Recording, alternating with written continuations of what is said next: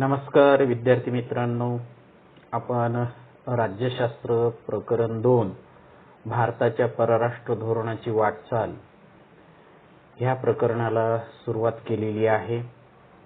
ह्या प्रकरणाला सुरुवात करत असताना आपण या अगोदरच्या पार्ट मध्ये परराष्ट्र धोरणाचा अर्थ आणि महत्त्व समजून घेण्याचा प्रयत्न केलेला आहे। त्यामध्ये आपल्याला लक्षात आले की परस्परावलंबन हे अत्यंत महत्त्वाचं आहे आंतरराष्ट्रीय व्यवस्थेमध्ये, परंतु ते परस्परावलंबन काही मोजक्याच देशाच्या फायद्याचे किंवा हिताचे असता कामा नाही हे आपल्याला लक्षात आले आणि म्हणून प्रत्येक राष्ट्र आपलं हित साधत असताना त्याचा प्रयत्न असतोय की हे परस्परावलंबन आपल्या हिताचं व्हावं। याच्यासाठी प्रत्येक देशाला निर्णय घ्यावे लागतात हे आपल्याला लक्षात आलं। असे निर्णय घेताना ते विचारपूर्वक घ्यावे लागतात हेही आपल्याला कळलं आणि अशा वैचारिक चौकटीलाच परराष्ट्र धोरण म्हणतात असं आपण या अगोदरच्या पार्टमध्ये समजून घेण्याचा प्रयत्न केलेला आहे। म्हणजे देश कोणताही असो ते प्रत्येक देशाला निर्णय घेत असताना कोणत्या राष्ट्रांशी मैत्री करायची, कोणत्या गटात सामील व्हायचं किंवा आंतरराष्ट्रीय राजकारणात नेमकी काय भूमिका घ्यायची हे सगळं ठरवावं लागतं हे आपण समजून घेतलं। आणि म्हणूनच राष्ट्रांमधील परस्पर संबंधाचा अभ्यास करणाऱ्या आंतरराष्ट्रीय राजकारणात परराष्ट्र धोरणाला खूप महत्त्व असतं हे आता आपल्याला समजलेलं आहे। मग आपण राष्ट्रीय हित संबंधाबद्दलची चर्चा केली आणि ही चर्चा करत असताना आपल्या लक्षात आलं की राष्ट्रीय हित संबंध आणि परराष्ट्र धोरण याचा अतिशय निकटचा संबंध असतो। राष्ट्रीय हित संबंधाचा अर्थ व त्याचं महत्त्व याच्यासाठी आपण समजून घेण्याचा प्रयत्न केला। त्यामध्ये आपल्याला लक्षात आलं की राष्ट्रीय हित संबंध म्हणजे आपल्या देशाचं स्वातंत्र्य व सार्वभौमत्व सुरक्षित ठेवण्यासाठी करावयाच्या उपाययोजना, आपला आर्थिक विकास साधून आपले सामर्थ्य वाढविण्याच्या प्रयत्नाचाही राष्ट्रीय हित संबंधात समावेश होतो। ह्या गोष्टी आपल्याला कळलेल्या आहेत। मग आपण राष्ट्रीय हित संबंध आणि परराष्ट्र धोरण याचा संबंध जोडत असताना संरक्षण आणि आर्थिक विकास या राष्ट्रीय हित संबंधाची जोपासना होईल या दृष्टीने परराष्ट्र धोरण आखले जावे यावर भर दिलेला आहे। आणि म्हणूनच राष्ट्रीय हित संबंध ही उद्दिष्टे मांडली आहेत, तर परराष्ट्र धोरण हे ती प्राप्त करण्यासाठीचं साधन मानलेलं आहे। आज आपण थोडंसं पुढे जाऊया आणि पुढे जात असताना भारताच्या परराष्ट्र धोरणाची वाटचाल समजून घेत असताना परराष्ट्र धोरण निश्चित करणारे घटक आपण समजून घेण्याचा प्रयत्न करूया। तर सुरुवातीला चर्चा केल्याप्रमाणे आंतरराष्ट्रीय व्यवस्थेमध्ये प्रत्येक देश स्वतःचं स्वातंत्र्य आणि सार्वभौमत्व अबाधित ठेवून आंतरराष्ट्रीय व्यवस्थेतील इतर देशाशी आपले व्यवहार करत असतं, त्याच्यासाठी वेगवेगळ्या प्रकारचे करार करीत असतं। अर्थव्यवस्था आणि स्वतंत्र परराष्ट्र धोरण यांचा खूप जवळचा संबंध आहे याबद्दलही आपण चर्चा केलेली आहे। एखाद्या देशाच्या संरक्षणामध्ये जसं राष्ट्रीय हित संबंध आहे तसंच त्या देशाच्या अर्थव्यवस्थेला मजबूत करणं ही सुद्धा गोष्ट खूप महत्त्वाची आहे। परराष्ट्र धोरण निश्चित करणारे घटक, तर आंतरराष्ट्रीय व्यवस्थेत कोणत्या राष्ट्राशी कशा प्रकारचे संबंध ठेवायचे हे परराष्ट्र धोरणाच्या आधारे ठरते। परराष्ट्र धोरण ठरवताना परिणाम करणारे घटक, तर पहिला घटक आहे देशाचं भौगोलिक स्थान,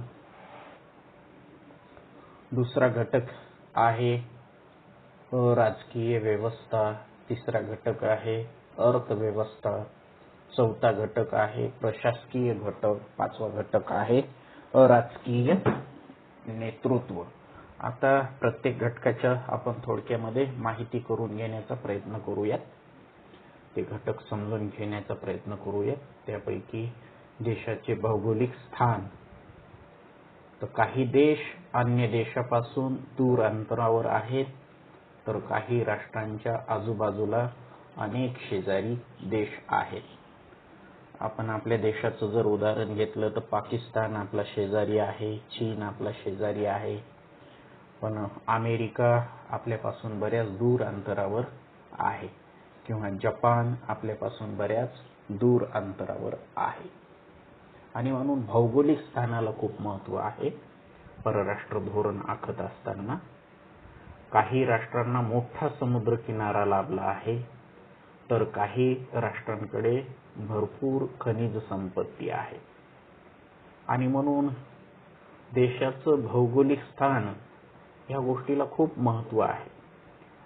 भारताचा जर विचार केला तर भारत परराष्ट्र धोरण ठरवत असताना जपानला महत्त्व का देतं? कारण जपानला चहूबाजूने समुद्र आहे. जपानचं नौदल हे जगामध्ये सगळ्यात सामर्थ्यशाली नौदल आहे. किंवा मग अमेरिकेच्या बाबतीत उदाहरण जर आपण घ्यायचं झालं तर अमेरिकेचं नौदलही तेवढंच मजबूत आहे. आणि म्हणून परराष्ट्र धोरण ठरवत असताना नक्कीच भारत जपान किंवा अमेरिकेशी मैत्री कशी साधता येईल आणि त्याचा उपयोग भारताच्या सागरी किनाऱ्यांसाठी कसा करून घेता येईल, नक्कीच याचा विचार करणार. आणि तुम्ही जर नरेंद्र मोदींचं परराष्ट्र धोरण जर विचारात घेतलं तर त्यातून आपल्याला लक्षात येते की जपानची जी अर्थव्यवस्था आहे सागरी साधन संपत्तीवर आधारित अर्थव्यवस्था आहे. जपानमध्ये ते तंत्रज्ञान डेव्हलप झालेलं आहे, आणि म्हणून जपानसारख्या राष्ट्राचा फायदा आपल्याला घेता येऊ शकतो. आणि म्हणून आपल्याला ह्या गोष्टी विचारात घेणं गरजेचं आहे. तर अशा पद्धतीनं एखाद्या देशाचा आकार किंवा मग लोकसंख्या किंवा मग जमिनीचा पोत किंवा मग देशाला लाभलेला समुद्र किनारा किंवा मग नैसर्गिक साधन संपत्तीची उपलब्धता, या सर्व बाबी परराष्ट्र धोरण ठरवताना विचारात घ्याव्या लागतात. आता आपण पुढे जाऊया, राजकीय व्यवस्थेबद्दलची चर्चा करूया. तर लोकशाही स्वरूपाच्या राजकीय व्यवस्थेत संसदेला परराष्ट्र धोरण निर्मितीत महत्त्वाचे स्थान असते.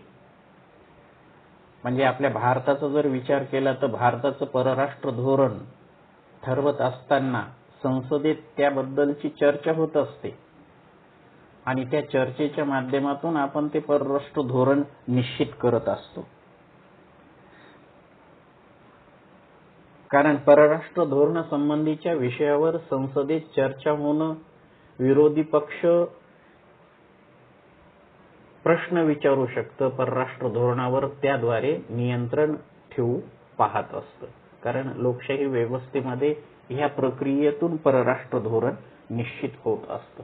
आणि म्हणून आत्ताच आपण जर उदाहरण घेतलं तर फ्रान्सकडून आपण राफेल ह्या विमानाची खरेदी करू लागलो होतो, तेव्हा नरेंद्र मोदींवर विरोधी पक्षांनी खूप मोठा दबाव आणण्याचा प्रयत्न केला होता, आणि त्या माध्यमातून ही डील व्यवस्थित पार पाडण्याचा प्रयत्न झालेला होता. तर संघराज्य व्यवस्था असणाऱ्या देशांना परराष्ट्र धोरण आखणी करताना घटक राज्यांचाही विचार करावा लागतो.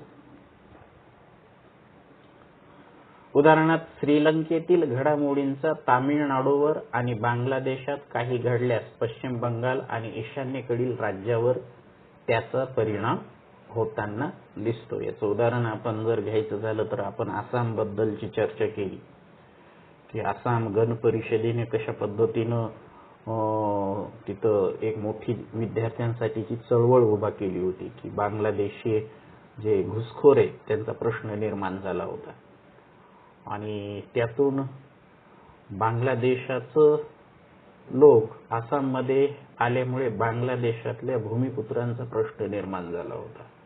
आणि म्हणून परराष्ट्र धोरण आखत असताना ह्या सगळ्या गोष्टींचा विचार करणं गरजेचं होतं.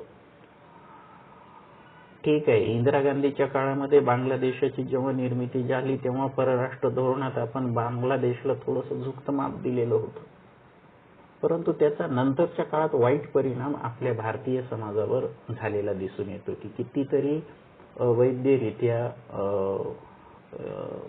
बांगलादेशी नागरिक भारतामध्ये त्यांनी घुसखोरी केलेली आपल्याला दिसून येते आणि ती देशासाठी एक गंभीर समस्या निर्माण झालेली आपण बघतोय. जिथे आता सध्या आपल्या देशामध्ये चर्चा चालू आहे मोदी शहा यांची NRC बद्दल आणि इतर बाबींबद्दल, ते तुम्ही समजून घेतात. आणि म्हणून परराष्ट्र धोरण आखत असताना या गोष्टी खूप विचारात घेतल्या जातात. दुसरं उदाहरण दिलेलं आहे, श्रीलंकेतील घडामोडीचा तामिळनाडूवर व बांगलादेशात काही घडल्यास पश्चिम बंगाल व ईशान्येकडील राज्यावर त्याचा परिणाम होतो. आणि म्हणून परराष्ट्र धोरण निश्चितीमध्ये राजकीय व्यवस्था हा घटक सुद्धा महत्वाचा आहे. आता आपण तिसरा घटक विचारात घेऊ, अर्थव्यवस्था. तर आर्थिक विकास हे सर्वच राष्ट्राचे सर्वात महत्वाचे उद्दिष्ट बनलेलं आहे, कारण प्रत्येक राष्ट्राला आपला आर्थिक विकास साधायचा आहे. अर्थव्यवस्थेचा परराष्ट्र धोरणावर 2 प्रकारे परिणाम होतो. देशाची अर्थव्यवस्था मजबूत करण्यासाठी अन्य राष्ट्रांशी प्रस्थापित करावयाचे आर्थिक संबंध, आयात निर्यात, जागतिक व्यापारात सहभाग इत्यादी बाबी परराष्ट्र धोरणाला आकार देतात. सध्या जागतिक व्यवस्थेत आर्थिक सुरक्षिततेचे मुद्दे राष्ट्रीय सुरक्षितते इतकेच महत्वाचे मानले जातात. आर्थिक सुरक्षितता जितकी भक्कम तितके सामर्थ्यशाली राष्ट्र म्हणून मान्यता मिळते. जसं की आता आपल्याला उदाहरण जर घ्यायचं असेल तर चीनची अर्थव्यवस्था झपाट्यानं प्रगतीच्या दिशेनं वाटचाल करताना दिसते आणि त्याचा आंतरराष्ट्रीय राजकारणात दबदबा, चीनचा प्रभाव वाढताना दिसतो. आणि म्हणून अर्थव्यवस्था ही बाब परराष्ट्र धोरण आखत असताना महत्वाची भूमिका बजावत असते. अर्थव्यवस्था मजबूत असणारे देश कमी परावलंबी असतात व त्यांना स्वतंत्रपणे परराष्ट्र धोरण आखता येऊ शकतं. तर चौथा मुद्दा, भारताच्या परराष्ट्र धोरणाची वाटचाल होत असताना परराष्ट्र धोरणावर प्रभाव पाडणारा हा घटक, राजकीय नेतृत्व. कारण परराष्ट्र धोरण ठरवण्यात राष्ट्रपती, प्रधानमंत्री, परराष्ट्र मंत्री, संरक्षण मंत्री, अर्थमंत्री, गृहमंत्री यांचा वाटा असतो. परराष्ट्र धोरणातील सातत्य टिकवून ते सुधारण्याचा प्रयत्न या पदांवरील व्यक्ती करतात. उदाहरणार्थ, पंडित जवाहरलाल नेहरूंनी भारताच्या परराष्ट्र धोरणात अलिप्ततावादाची भर घातलेली आपल्याला दिसून येते. तर अटल बिहारी वाजपेयी यांनी भारत-चीन संबंध सुधारण्यासाठी मोठं योगदान दिलेलं आहे. पाचवा घटक, ज्याला आपण प्रशासकीय घटक म्हणतो, की परराष्ट्र धोरण निर्मितीत परराष्ट्र व्यवहार मंत्रालय, परराष्ट्र सचिव, परदेशातील दूतावास, राजनैतिक अधिकारी इत्यादी प्रशासकीय घटकांचा समावेश असतो. परराष्ट्र धोरण संबंधीचा अंतिम निर्णय जरी प्रधानमंत्री व त्यांचे मंत्रिमंडळ घेत असले तरी त्या निर्णयापर्यंत पोहोचवण्यासाठी प्रशासकीय यंत्रणा त्यांना मदत करत असते. परराष्ट्र धोरण त्याच्यासाठी आवश्यक अशी माहिती गोळा करणे, तिचे विश्लेषण करणे, त्यावर आधारित योग्य सल्ला देणे इत्यादी कामे प्रशासकीय अधिकारी पार पाडतात. याचबरोबर राष्ट्रीय सुरक्षा सल्लागार ही महत्वाची भूमिका निभावतात. आणि म्हणून आपल्या देशात सध्या रॉबिनहुड म्हणून जी चर्चा आहे, डोगाल, अजित डोगाल, जे की आपल्या सध्याचे प्रधानमंत्री नरेंद्र मोदी यांचे राष्ट्रीय सुरक्षा सल्लागार म्हणून अजित डोगाल भूमिका बजावतात, जे की आज देशाचे ते हिरो ठरत आहेत. कारण मागे जे पाकिस्तानमध्ये सर्जिकल स्ट्राईक झालेलं होतं, तर त्याची पूर्ण रणनीती ठरवण्याचं काम अजित डोगाल यांनी केलेलं होतं. तर अशा पद्धतीनं परराष्ट्र धोरण निश्चित करत असताना प्रशासकीय घटकांची भूमिका सुद्धा खूप महत्वाची असते. तर धन्यवाद. इथपर्यंत आपण परराष्ट्र धोरण म्हणजे काय हे समजून घेतले. परराष्ट्र धोरण निश्चित करण्याचे घटक आपण बघितले. आता आपल्याला पुढच्या पार्टीमध्ये भारताचं परराष्ट्र धोरण नेमकं कसं आहे हे समजून घ्यायचंय. भारत स्वतंत्र झाल्यानंतर 1947 मध्ये भारतानं आपल्या परराष्ट्र धोरण आखण्यास सुरुवात केलेली आहे. आपल्या संविधानामध्ये कलम 51 अनुसार एक चौकट तयार करून दिलेली आहे की भारताचं नेमकं परराष्ट्र धोरण कसं असावं, आणि त्या चौकटीनुसार मग भारताचं परराष्ट्र धोरण निश्चित होत असते. मग आपल्याला हे शिकायचंय की भारताच्या परराष्ट्र धोरणाची नेमकी उद्दिष्ट काय आहेत. मग आपल्याला भारताच्या परराष्ट्र धोरणाचा आढावा घ्यायचा आहे.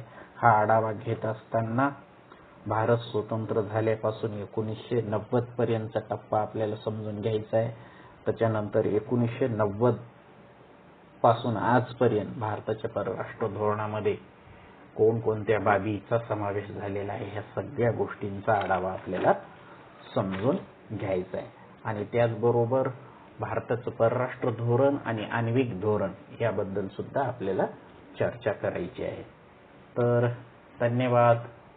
परत भेटूया.